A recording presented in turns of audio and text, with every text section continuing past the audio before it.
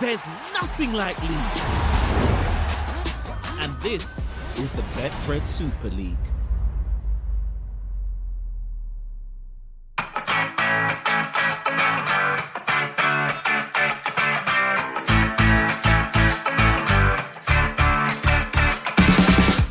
No!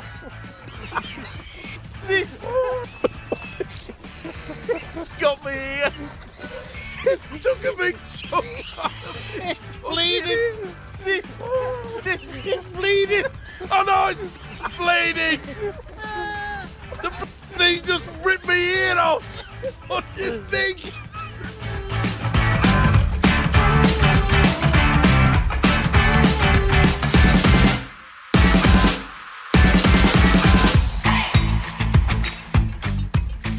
Hello again, everyone. Welcome along to the second edition of Eddie and Stevo, the podcast of 2023, supported as ever by our friends at Betfred.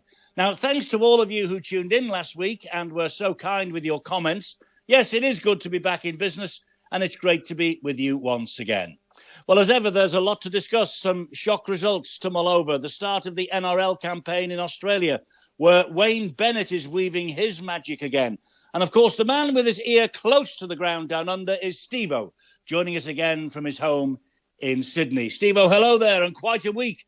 We've had our first coaching casualty of the season up here. 3 games in, Castleford and Lee Radford parting company. That's a bit quick, isn't it? 3 games? Obviously, I don't think he was sacked. I think he made the decision and said, I'm getting out of it. Lee Radford is a pretty switched-on guy. And I think the explosion that has surrounded the Castleford side and the Castleford sort of town, I mean, must have been horrific. And I think that he said, I'm getting out of here as fast as I can. Well, his statement says, with the club and myself heading in different directions, I think making this early call will be the correct one. Hopefully it can kick-start their season, starting this Friday away at Huddersfield. I mean, Lee Radford is not a bad coach. OK, he's had a bad start to the season, but 3 games in for both parties to walk away? I mean, it's early days. For goodness sake, there's a full season to go. Surely they could have rescued it. I don't think it was Castleford's decision. I think deep down that Lee Radford said, I want to get out of here. Simple as that. It was a no-win situation. OK, they've lost 3 on the trot. I think they did that before. And they still kept him on. I honestly feel that it is Lee Radford's decision and certainly not the Castleford club's decision. But that's only my opinion. Well, I think you might be right because the reports are already linking him with a move to Australia. He's a big pal of Craig Fitzgibbon. He played with him at Hull in the early part of the 21st century. They're saying that's his next destination, Cronulla. Off he goes. You might be having him as a neighbour, Stevo. I live in the Northern Beaches, which is quite a fair way away from the Sutherland Shire, should I say. Well, calling them the Shower, they certainly didn't play up to expectations at home against Souths. Souths played exceptionally well. 27-18, they finished up winning. But some of the defence that Cronulla showed there, maybe that there is an opportunity for Radford to pack his bags and fly out to Australia. Well, he is joining the ever-growing list of players and coaches exiting the country. As far as his successor is concerned, Danny Ward, Stevo, has apparently thrown his hat into the ring. He's expressed an interest in taking over at Cass. Well, I've read that there's around 7 or 8 that are putting their hat in the circle. Danny Ward certainly is one of them. I think he's quoted at 7-1 or something like that. It's an amazing situation. They all come pouring in. Even Brian Noble, I think he was quoted at 45-1 to take the job. I think the days of Brian coaching maybe just have gone. Well, Wayne Bennett's doing it, and the people in football up here, Neil Warnock at Huddersfield Town, he's 70 odd. You know, he's taken charge of of the club. Look, it's great to speculate. But that's our job, Eddie, isn't it? Yeah, of course. For how many years we worked together and we speculated like every week. A lot of things, a lot of people said it was rubbish what we said, and most of the time they were correct. but on the odd occasion, we did get something right.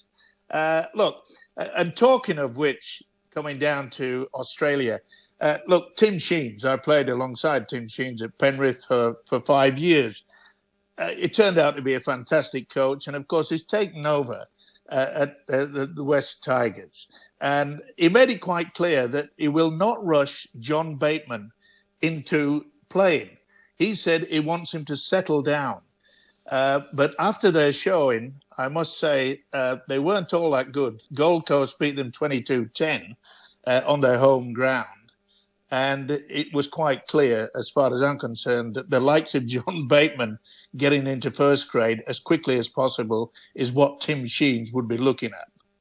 I'm sure he will be. He's a shrewd coach, and so too is Wayne Bennett. And we'll come on to Wayne Bennett, Stevo, later on in the podcast. But up here in the Betfred Super League, last week, 5 teams unbeaten.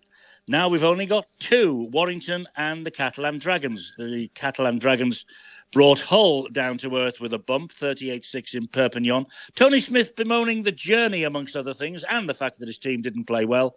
For goodness sake, Catalan Dragons do that journey every other week up here. Yeah, it's a bit rich for Smith to be saying that the travelling certainly didn't help them.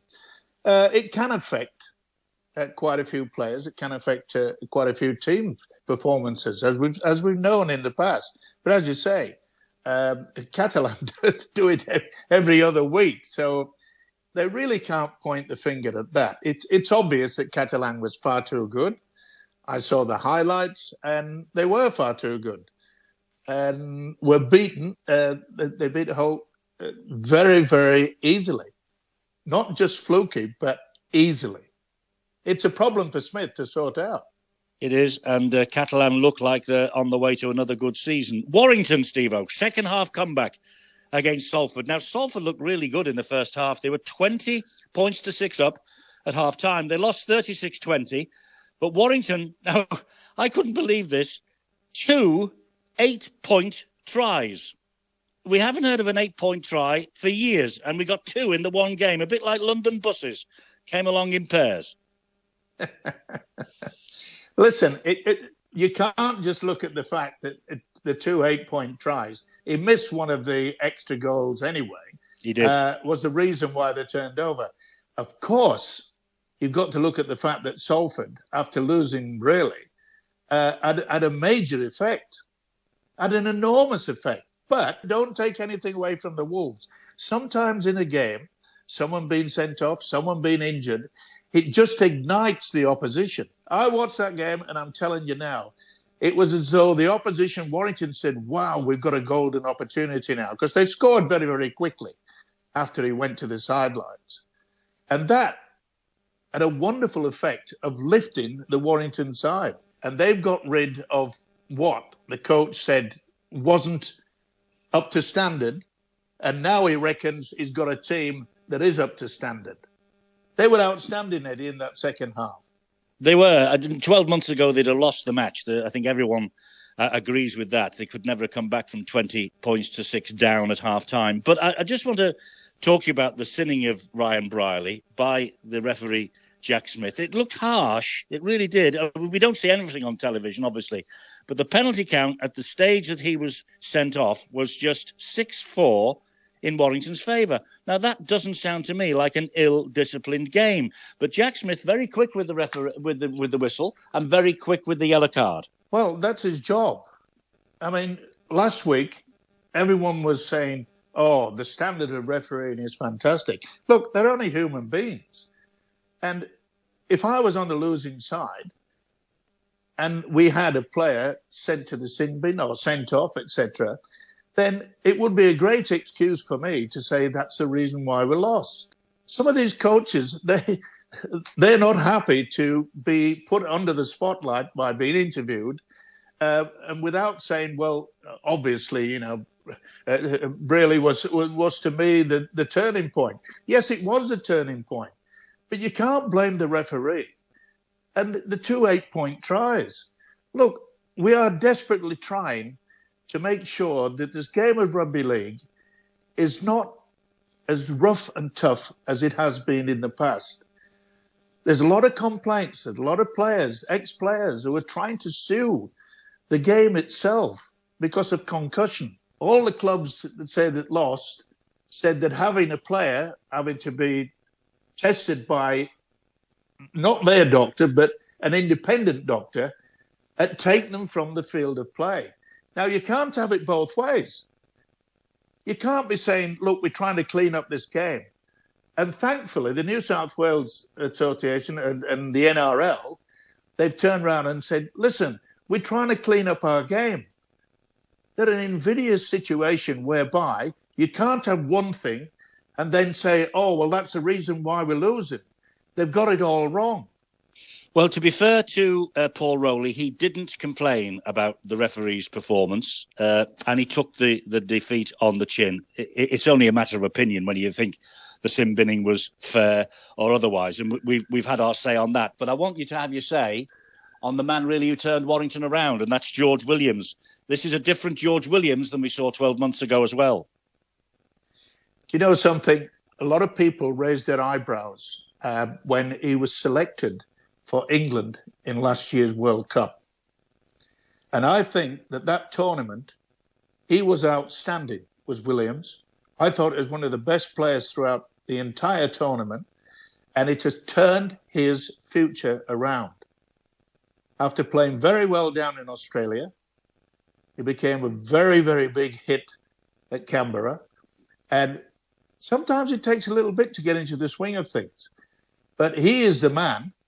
And if I had a bob to spare, I would be putting a few shillings on George Williams for being Man of Steel at the end of the season, because he is in top form. One of the best I've seen performances, individual performances I've seen, both in the World Cup and with this wonderful win for Warrington.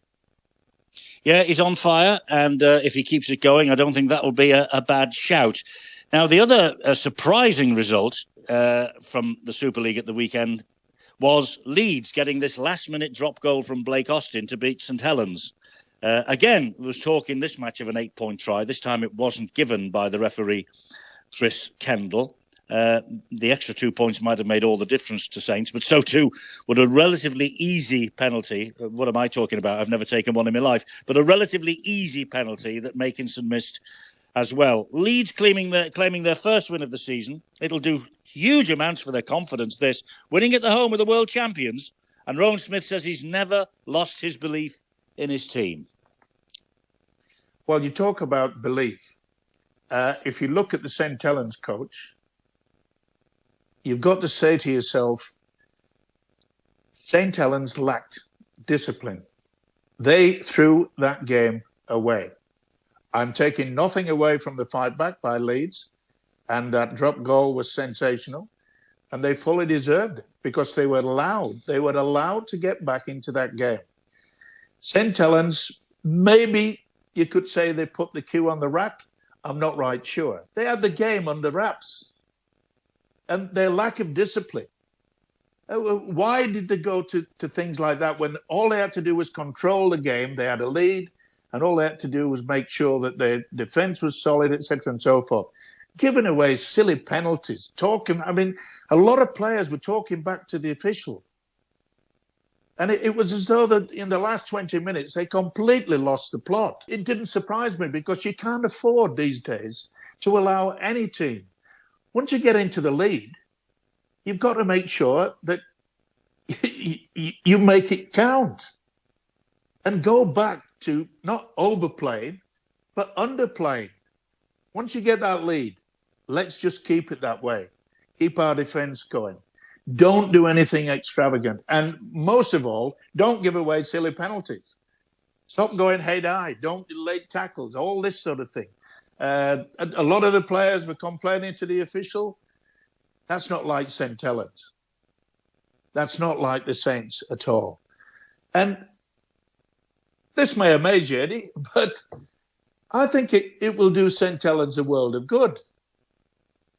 Because they've come back on a high. They're the World Club champions.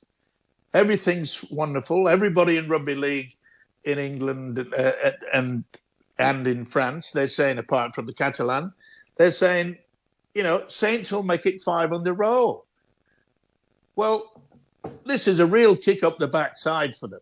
Well, there was a lot of fallout from the game, Stevo. You mentioned the Indiscipline. 3 St. Helens players are now banned. Conrad Hurrell for the shoulder charge, Curtis Sirunen and Sione Matautia as well. Now, I'm not complaining about the Hurrell send-off. It was a shoulder charge to the head. But the penalty that was never given against Sam Walters of Leeds, his shoulder charge, that went unpunished on the field, other than a penalty being given. Now, the disciplinary committee later this week charged Sam Walters because of the shoulder charge. No ban, but a £250 fine. So, I just wonder what the difference was. I know Hurrell hit the man on the head, but that was a hell of a shoulder charge from Sam Walters as well. It really was. Yes, it was, and is being punished after the game. And I'm sure that the coaches don't like that sort of thing. But we keep getting back to the fact that they're human. And also, some of the St. Helens players, they're human too. They didn't close down the game, which they should have done. They had it in their pocket, and they knew they had it in their pocket. And doing silly things like that, a shoulder charge, why? Why let the opposition have a go? I'm not taking anything away from Leeds. All of a sudden, they got the green light. They weren't stuck at the traffic lights. They've gone, hang on, we can win this. And they bounced back. It will do, as you say, it'll do a lot for Leeds' confidence. Now, another notable win. Lee, they beat high-flying Hull Kingston Rovers 30 points to 25. Josh Charnley's last play try, sealing a dramatic win. Do you know it was their first ever win over Hull KR in the top flight? Fantastic night for Lee, this. I think it's been a fantastic start to the season, hasn't it? You've got a bit of an upset here, there, and I think to myself, Josh Charnley has been a good player all the way through, honest winger, and for him to get that dramatic win would do wonders for Lee. A lot of people thought that they would struggle, etc., and so forth, but to win like that against a high-flying Hull Kingston Rovers, let's not forget they've been looking pretty good until the last defeat. So it's anybody's this year, isn't it? It certainly seems to be the case. It does. A bit of fallout from the Hull KR League game, by the way. Sean Kenny Dowell, apparently he got involved with an injured player on the floor, and he's been banned for 4 games. So, they're scratching their head, apparently, the Robins, to see why that's happened. But if you remember last year, there was big suspensions handed out to players who tried to pick players up who were prone on the floor. So, Sean Kenny Dowell out for 4. It's the lack of self-discipline. It's a lack of just losing your head. It happens in general life. But when you're under pressure like that, in a high-pressure game of rugby league, anything can happen. And it's just difficult. And I'm pleased that disciplinary committee have said, you can't do that. And you've got to be banned. Well, you can't do it because you could cause more damage to the injured player. That's absolutely right. And the fact that Saints have lost 3 players from their match. Lee this week, they're at home to St. Helens. Stevo, would you believe I've actually had an invitation to go to the Leeds Saints game on Friday, thanks to Derek Beaumont, the owner. It's his birthday. So it'll be interesting to see how they react to that win and how Saints react to the defeat. Well, you'd think they'd bounce back because, they're the World Club champions. They've won the last 4 tournaments. Of course they'll fight back. But losing 3 key players is not going to be easy. And they'll be buoyed with Lee. And the one thing I am looking forward to is a packed house. The crowds in Australia Eddie, have been phenomenal. Unbelievable. And Lee are doing an awful lot to try and get people through the gates. They've got Michael Smith, the world darts champion. He's a big Saints fan anyway. He's coming to the game. And they've also got the group Tapau. They're playing the pre-match entertainment. So Derek Beaumont this year really is pushing the boat out at the Leeds Sports Village. Fingers crossed he does get a good crowd there on Friday night. Well, he deserves it because does. He's pumped in millions into that club. And look, there's not many people in the world that have the faith to be relegated and fight to come back. David Hughes, he did exactly the same thing and still supports the London Broncos. Yeah. And to find a person like Hughes and Beaumont, they're like gold dust. They are the type of people, Eddie, that we need to make sure that our game of rugby league not only expanded, but is such a highlight that the crowds, they get packed into the stadium. I mean, there were full houses all the way across the first round of the NRL. Unbelievable. Yes, and our attendances up here, Stevo, aren't doing badly either. They're on the up at the moment, which is fantastic. And if Derek Beaumont, I mean, he's got to be down in the dumps after Liverpool beat them 7-0, his beloved Manchester United last week. It'll be interesting to see how he reacts to that on Friday night. But it is his birthday, and what a birthday present it would be for Derek if Lee could claim a win over Saints. Well, yeah, they're near neighbours, aren't they, when you think about it? By the way, have you bought him a present? The present is my present. The present is my present. Come on, Eddie, put your hand in your pocket. Oh, I might do now. You've embarrassed me now. I'm going to have to go and get something for him. I can see this coming. And look, you and devil. a card. Oh, a card as well. Well, I will save on the postage stamp because I'll deliver it personally. Look, and talking of birthdays, happy 60th to Paul Cullen, our old mate. He celebrated apparently by climbing Ben Nevis and swimming in the loch in this weather. Dearie me. David Watkins, he turned 81 at the weekend. And also, cause for celebration, Stevo, James Roby, granted the freedom of the borough of St Helens by the local council, along with the aforementioned Michael Smith, the world darts champion, and Sean O'Loughlin.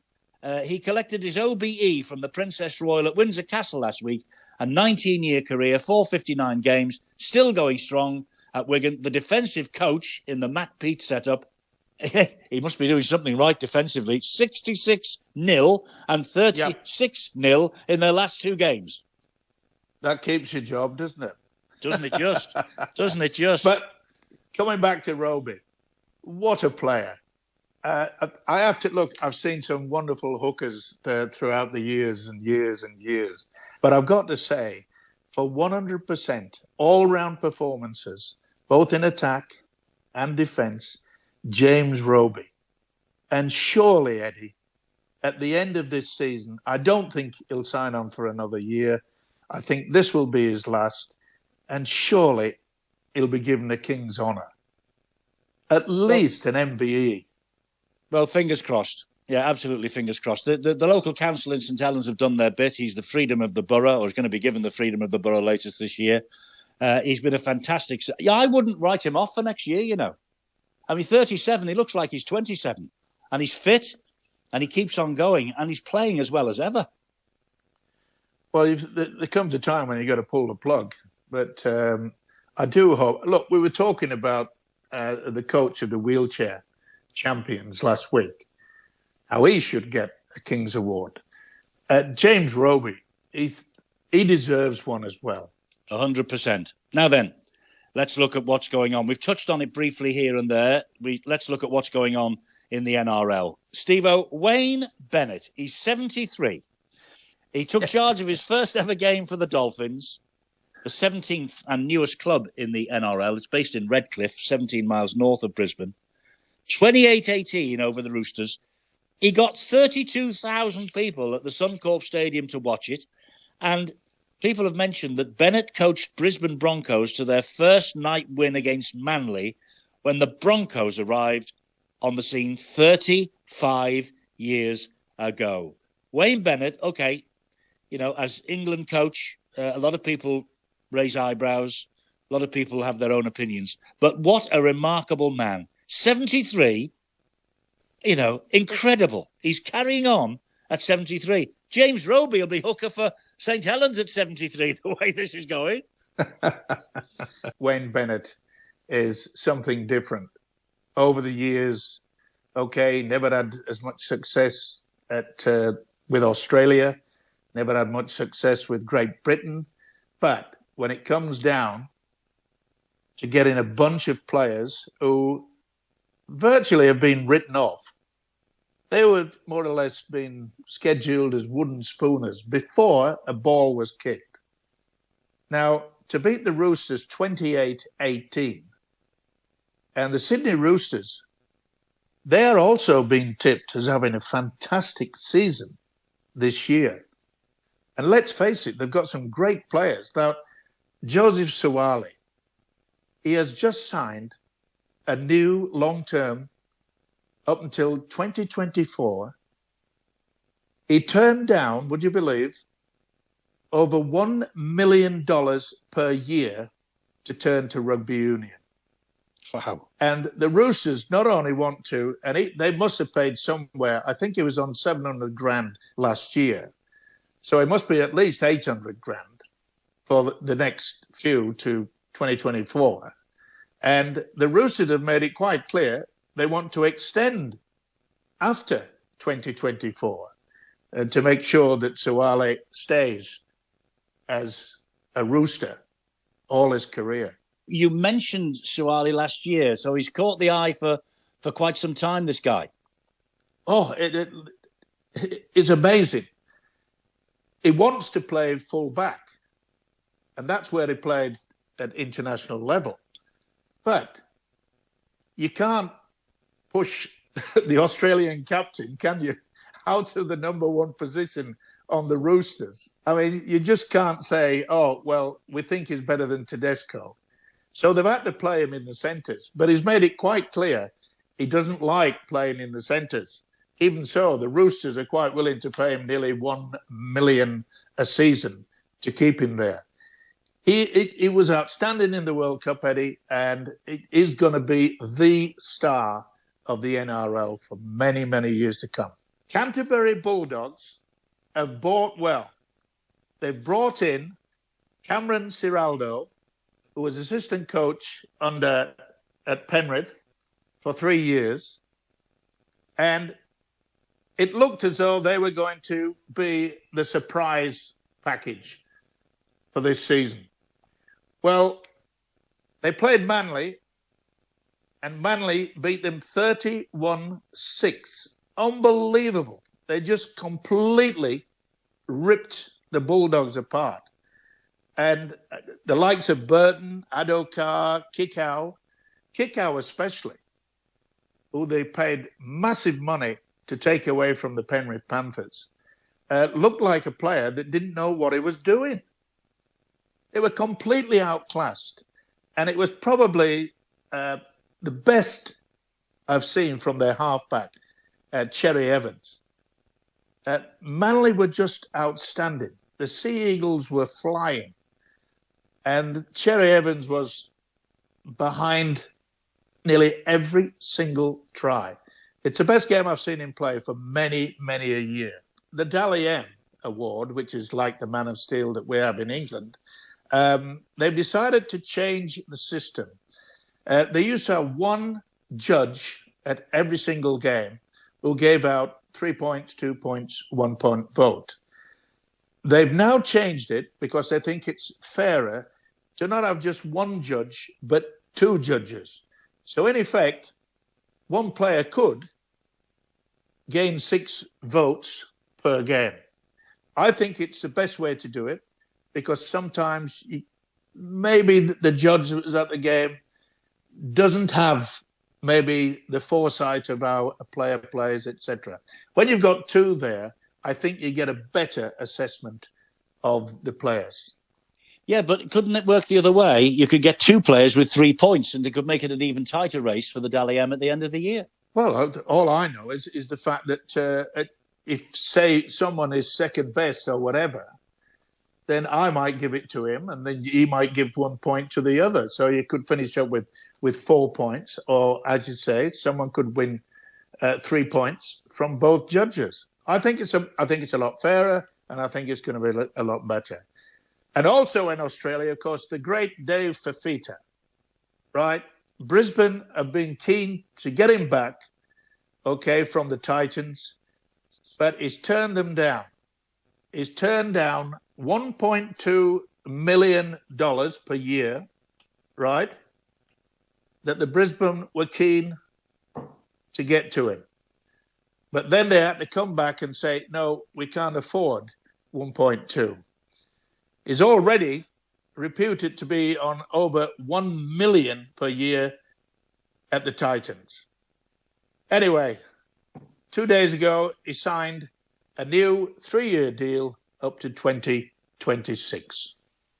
Boy, there's some money floating about in Australia. It is, isn't there? And no wonder Lee Radford's looking on a coaching job down there, and no wonder John Bateman is down there, and no wonder all the others from the UK are down there as well. Rich picking, Stevo. Do you ever think, old boy, you were born before your time? How much would you be worth in 2023 to the Penrith Panthers? Probably about 24 quid. No, you did. I know you did all right out of the move down to Australia. Listen, Eddie. It's not a matter about regards to how much money they're earning now, because when you look, if you want to buy a house in any of the Sydney suburbs, especially if you're to the coast at Manly and Northern Beaches, down in Cronulla or whatever, you're talking up to $3 million to get a decent 4 or 5 bedroom place with a swimming pool, accepted. So they fully deserve it. But the one advantage they have over us in the UK is that they've got the television rights absolutely spot on. Yeah. And that's why they can pay the big money for the Lee Radfords and the John Batemans of this world. So a house in the Northern Beaches worth 3 to 4 million. Stevo lives, let me tell you, ladies and gentlemen, on the Northern Beaches. So there you go. I'm talking to a multi-millionaire each and every week on our podcast. And talking of which, send us a couple of bobbles. I'll buy Derek Beaumont a present from you as well. And so you should. And by the way, it's all right. It's all right for you to start saying it's worth this and worth that. Okay. It's difficult to keep up with the cost of living in these wonderful areas. Oh, you can manage it. Keep up with the Joneses, Stevo. You've always done that all your life. Keep up with the Joneses. Okay, look, it's always great to get an insight into the NRL with you every week. We get an insight also into the fact that you're living in a mansion in Sydney, and I have this plea for you, Stevo. Keep sending the money. Keep sending it up. I bow to your bank balance. I bow to your great knowledge, and I'll talk to you again next week. Okay, Eddie, I'll just go and have a swim in the pool before I go to bed. Bye.